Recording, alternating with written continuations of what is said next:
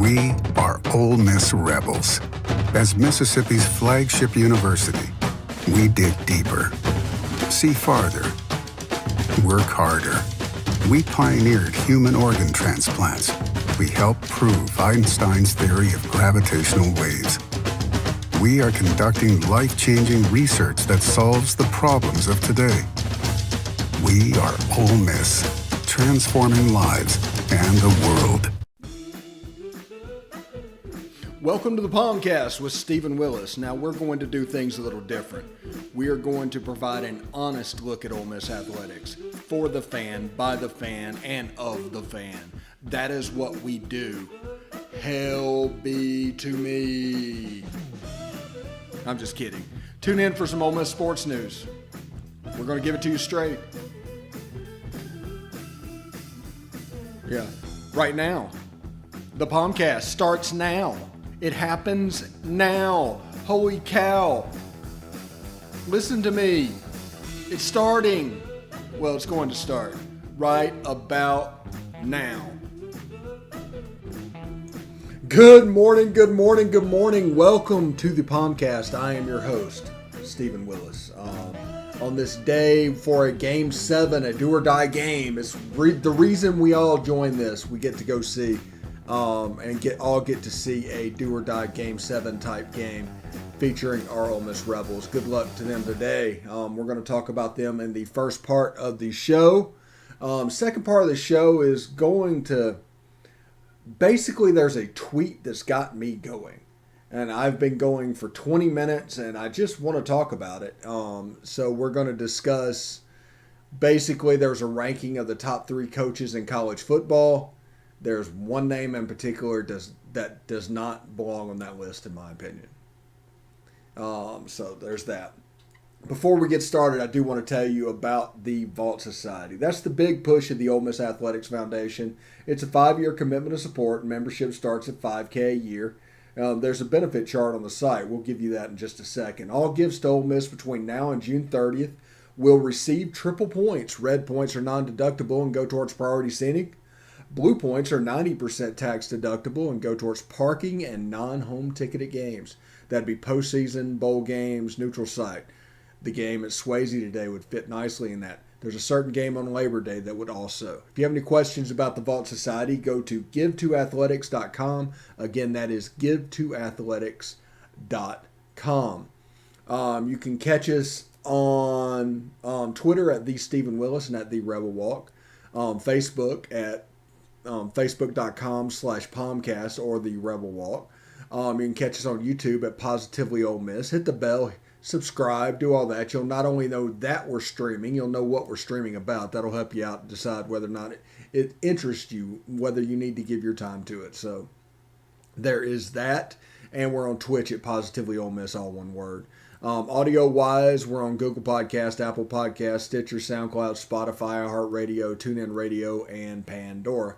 We're also on several smaller podcatchers, but if we named them all, we'd be here all day. So, anyway, like I said, I am Stephen Willis. Game 7, Ole Miss in Southern Mississippi at first pitch, I think 12:06 today. They changed the time of that, 12:06 today. And, you know, if you look down there, we did a reaction from last night, and some of Chris's thoughts today went out as well. And those still absolutely hold water. And what I'm about to say is just my thoughts separately after I've had a night to sleep on it.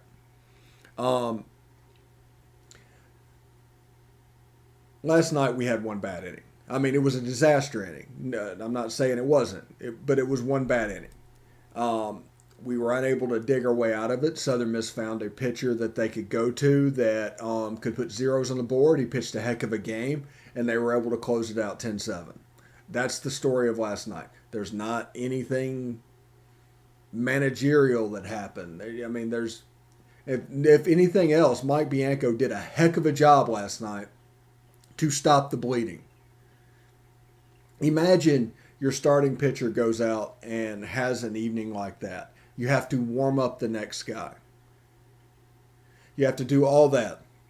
But in the meantime, it's just hit after hit, and there's some first pitches going out, some quick at bats, and Southern's just putting run after run on the board, and you're just trying to stop the bleeding. I mean, we had a 4 spot in the first inning, which gave us a little bit of pad, but you were just trying to stop the bleeding. Once Tyler Myers got in there and got going, he made a mistake on one pitch.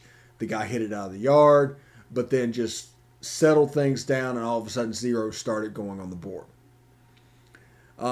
So, if anything else, Ole Miss did not win the game last night. Mike Bianco did a heck of a job managing that game, period. Because that was an emergency situation. That was emergency baseball. That actually, because of what happened, blew up who we were planning on possibly starting today. I expect Cody Adcock to go today. I expect bullpen arms to be available.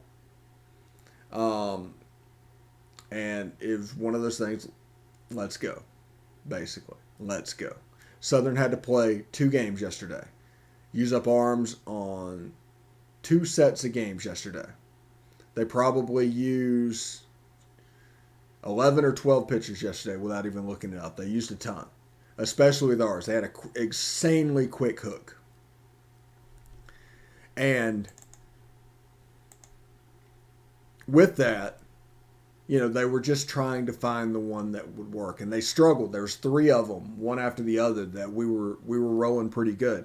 Made it a 9-7 game after as bad as those first innings were. And then they found a guy that could put zeros on the board. And that 2-seamer was actually just quite nice. Massive amount of movement. It almost looked like a knuckleball at times. It moved so much.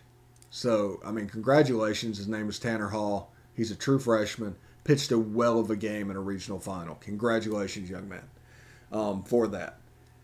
But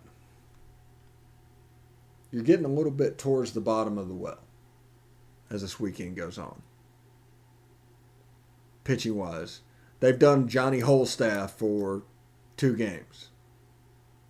You're going to press your luck again?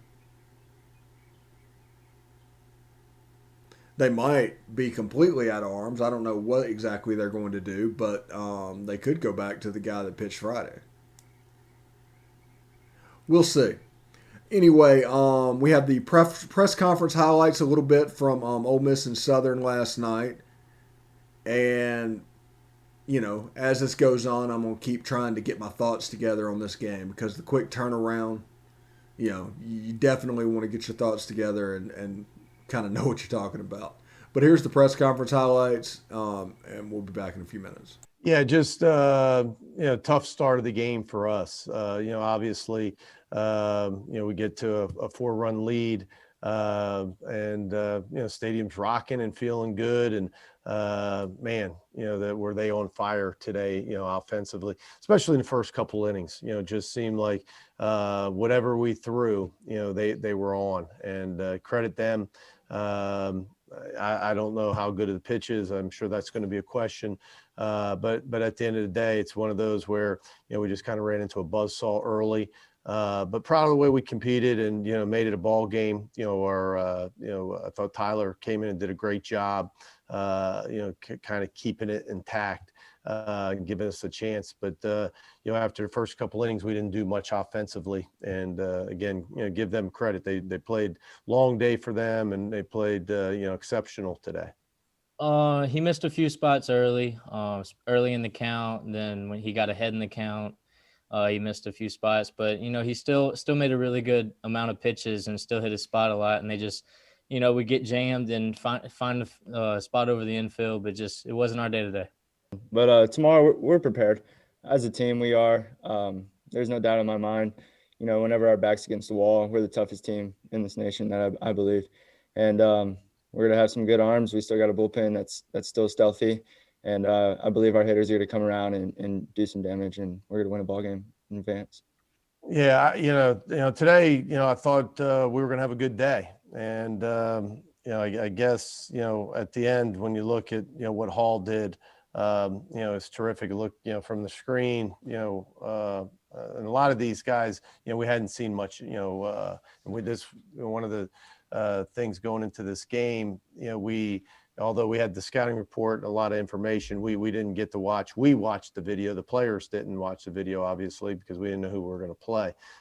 Credit their guys. They pitched some guys that just were outstanding. Some of the guys that don't get a ton of opportunities for them. And Hall was really good. We just couldn't figure it out. It looked like the fastball had a ton of movement, just running in on right-handers and running away from left-handers. We just had a lot of bad swings. Yeah, I just had a missed pitch there. Made a mistake, and good hitters, they capitalize on it, and that's what they did today. That's kind of how they scored the runs, just some mixed pitches, and that's what good teams do. And so after that, just executed each pitch, focused each pitch, and locked in. No, don't. We'll make that decision, later tonight, maybe tomorrow morning. Tough day, long day. Had to win 2 games to get to tomorrow, and that's exactly what our team did.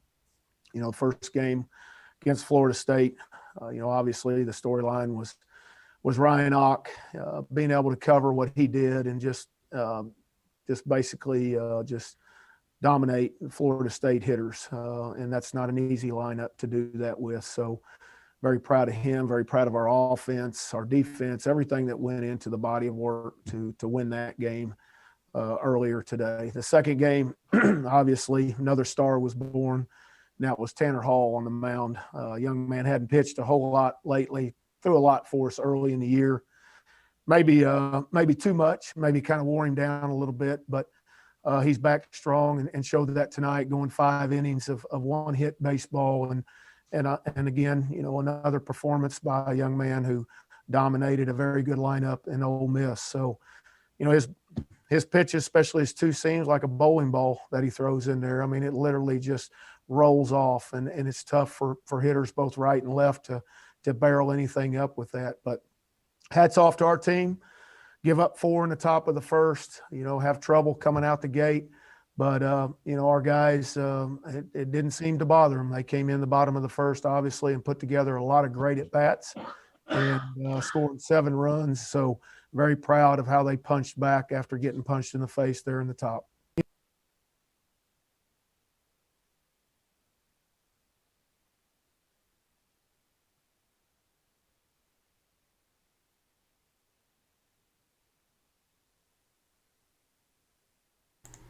Southern Miss did a phenomenal job once they found the guy that could get outs. Now, today, what I would like to see today, I'd like to see us perform offensively to what our rankings say. Andy Kennedy always used to say, your record is set. You are what your record says you are.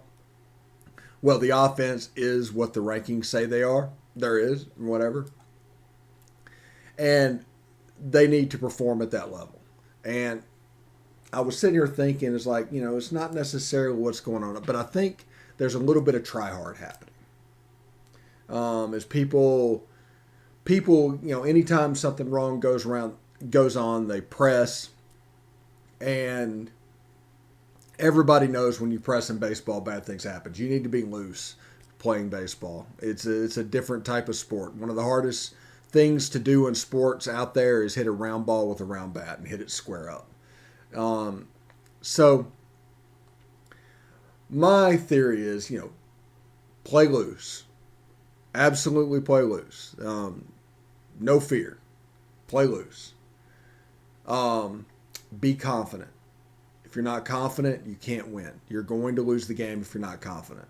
And you're going to have your confidence take a hit if there's a lot of noise talking about curses or Tennessee Tech or something going on. So you got to block that out, be confident, and have fun. I mean, you're playing a game.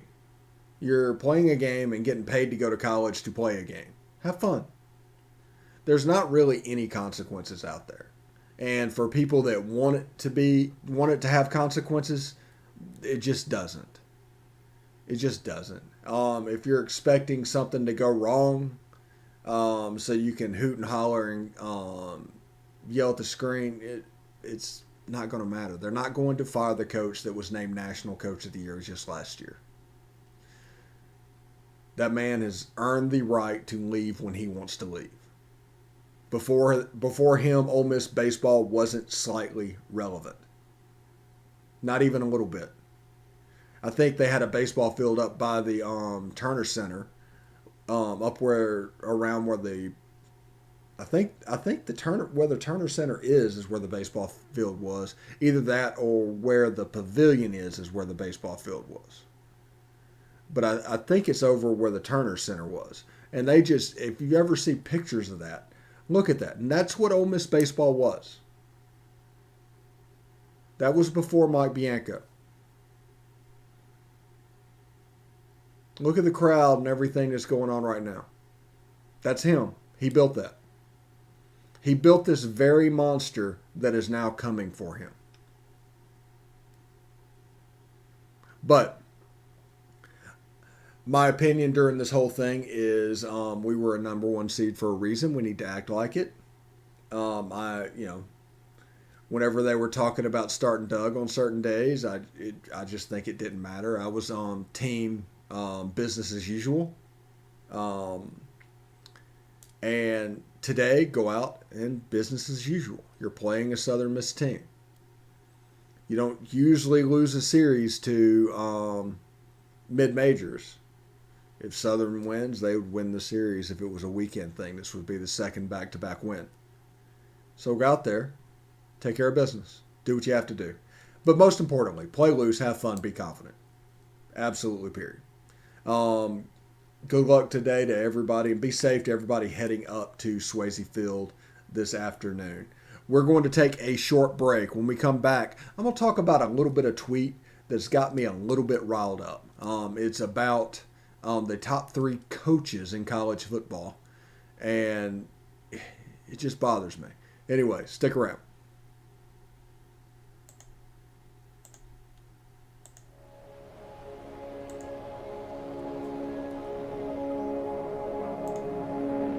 Only 10% of us get enough daily exercise.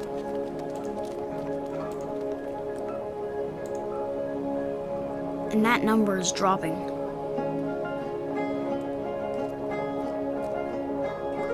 Nearly 30% of us are overweight or obese. We spend 6 hours a day in front of a screen. As a result, we now have a shorter life expectancy than our parents. But give us the right start in sports, and we'll never stop. Learn how at active4life.ca. Hey, this is Stephen Willis from Positively Ole Miss. We're almost done with this break. We'll be back with good information quite soon. The military has been in every generation of my family, and so has VA.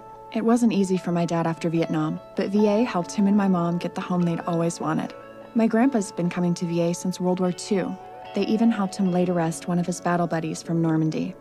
And me, I followed in their footsteps and served with pride. And now that I'm out of the military, the GI Bill's helping me with school. Every generation of my family has served, and VA has served us all. All right, welcome back to the POMcast. I am your host, Stephen Willis. Before we get started, I do want to tell you about the rebelwalk.com. Evelyn and her team do a fantastic job. They provide a subscriber-level service for free. The only investment you have to make is your time, and boy, is it well worth it.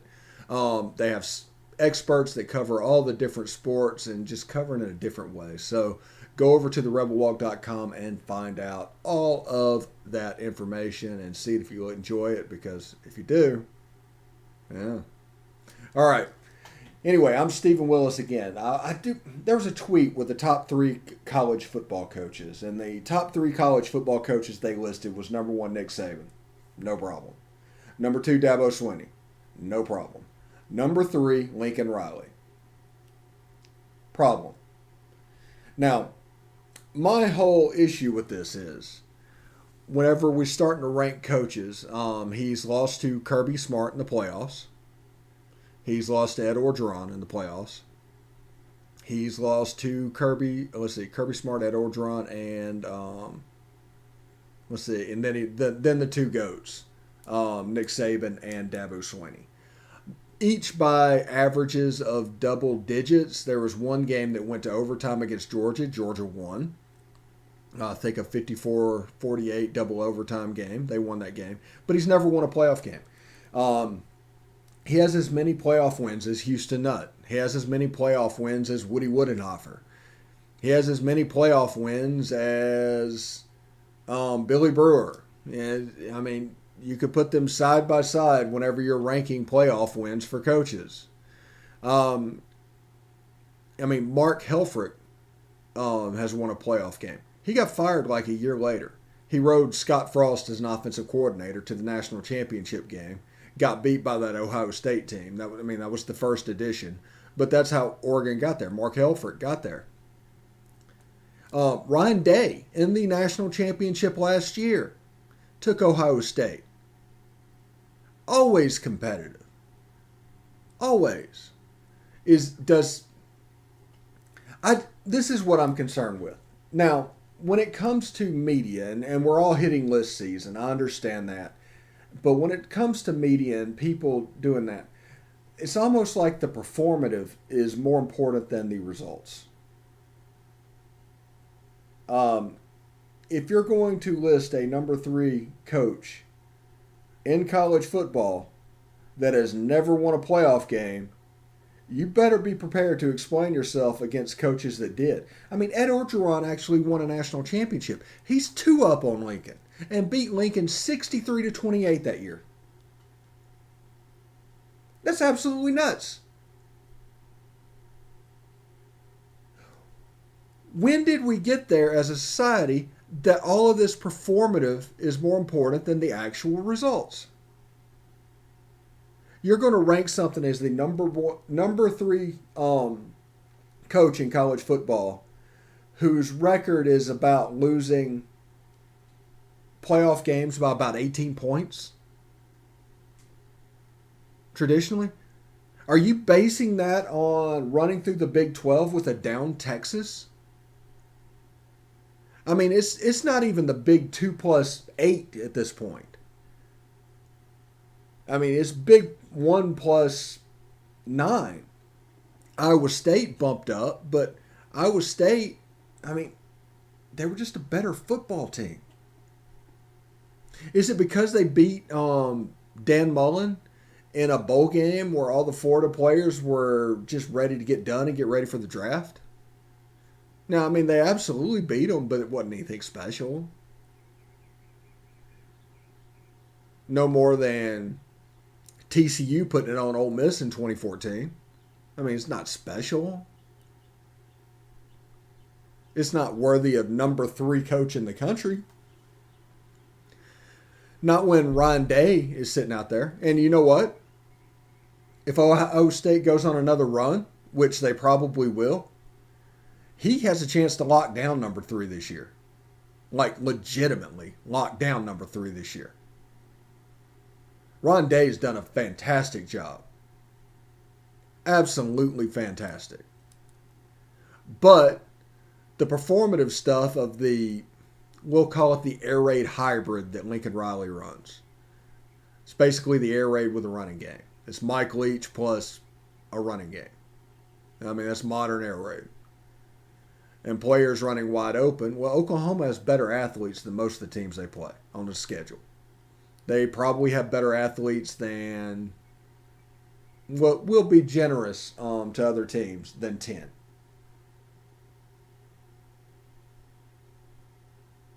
Ten teams they can just out-athlete. The one that they can't is probably Texas. And whatever they have to face in the championship game or playoff. I mean, that's the way it sits. But it is just not worthy of ranking somebody that high. It's not fair to anybody involved that he's ranked that high. Right now, he's on a Buffalo Bills-esque run. What happens if they lose a playoff game again in this year?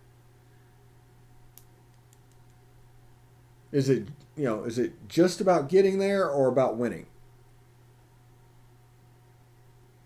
Because this isn't a situation like Ole Miss baseball where Lincoln Riley built up and has the right to go. Oklahoma football has been built up since the 40s and 50s. Since Bud Wilkinson roamed the sideline. Barry Switzer roamed the sideline. I mean, they had some downtimes with John Blake and all that. I believe the quarterback at that time was Cole Gundy, I think. I don't know. Mike Gundy's little brother would tell you. But that's when they went from the wishbone to start throw the ball. And then once Bob Stoops got there, they brought in Mike Leach and put in the air raid and started trying to be performative with that offense. But after Mike Leach was Mike Mangino. But that's the offense that they went to. And I mean, this is just another example of what's going on. Spencer Rattler is a fantastic quarterback. I'm not saying he's not talented, but how do you put him up for the Heisman when he's obviously, statistically, a lower quarterback than Matt Corral? It's because you play in a weaker conference. And you can add up wins. They can look at the schedule and see 9 wins. It's like, okay, we can look at them for Heisman. They're always going to put up big numbers. Used to, we called it a system quarterback. Do you remember that? He was a system quarterback. That's the reason Graham Harrell got overlooked at Texas Tech. That's the reason B.J. Simmons, when he put up ridiculous numbers in like 2003, because he was a system quarterback. Now, if Baker Mayfield wins the Heisman, then Kyler Murray wins the Heisman. I mean, they're both talented guys. Now, I'm not taking anything away from them there. Jalen Hurts finished second for the Heisman. That kind of feels like a system quarterback to me. If you're just plugging and playing pieces, kind of feels like a system quarterback. So we will see. Will Kyler Murray perform in the pros? Will Baker Mayfield perform in the pros? Will Jalen Hurts perform in the pros? Now, we have a situation in the NFL where there's a diversification of offensives and offensive minds coming into the NFL right now. So we don't know how long it's going to take them to get the personnel right, but whenever it does, it should be pretty good. I'm really upset by this. I mean, Mark Helfrich, Kirby Smart, Ed Orgeron, all of them have more playoff wins than Lincoln Riley. Lincoln Riley's last playoff win, he got beat 63 to 28. The one before that, he lost by 11.